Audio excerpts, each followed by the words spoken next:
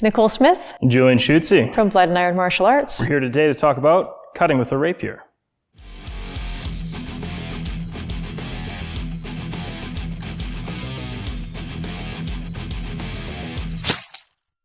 Depending on which rapier system you're studying, most rapier is all about the thrust. But there is a time and a place for the cut. Generally that happens when your point is brought off so far offline that the disengage just takes way too much time.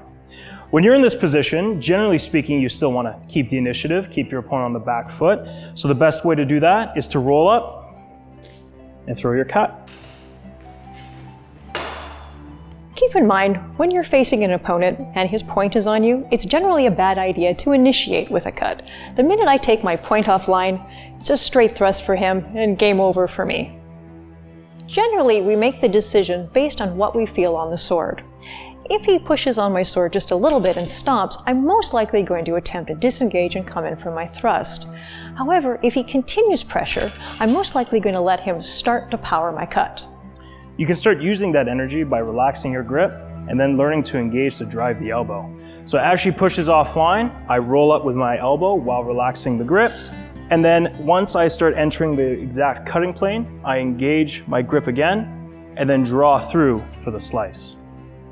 Targeting with the rapier, we generally recommend the head, the neck, the arms, the legs, pretty much anything but the body or the torso, mostly because there's too much material here to do anything other than superficial damage. The measure you use between cutting and thrusting are actually fairly different. Since we slice with the rapier, we want to start about a third down the blade. This means I'm much closer to my opponent than I would be if I was just worrying about thrusting measure. If I try to cut in my thrusting measure, I'm just hitting with the point and there's not enough mass or even material to slice with to destroy a structure to stop my opponent from attacking me. Probably just make him really mad. You do have to be mindful of your proximity. If I step in too close and I try to throw my cut, well, it's going to get bound up pretty easily. What I like to advise my students is a pivot step when they're learning how to cut. It'll teach you to move in and out of cutting distance.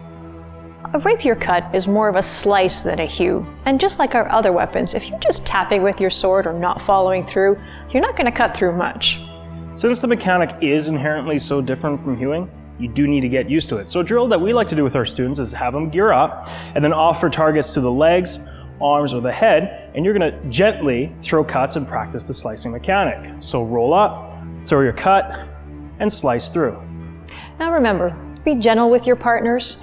If you're continually throwing percussive blows, you're going to be the pal next.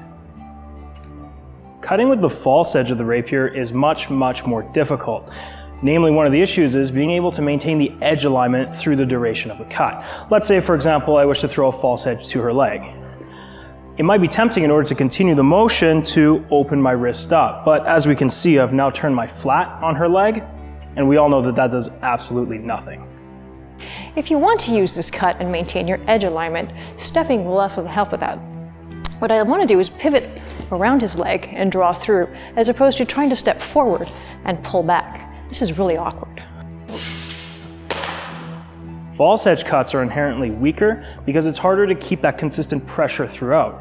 But remember, if you've got enough purchase on that blade and enough travel time, you can still deliver devastating damage. Cutting with a rapier presents its own challenges, but nothing that's insurmountable. Remember, the mechanics of slicing with a rapier are completely different than hewing with, let's say, a longsword. So if that's your primary instruction, you're going to have to practice slicing on a completely different curriculum. And remember, if you're not going to put in the training, you're not going to get the results.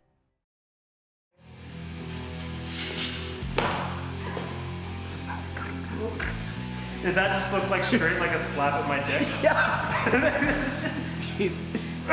You should say.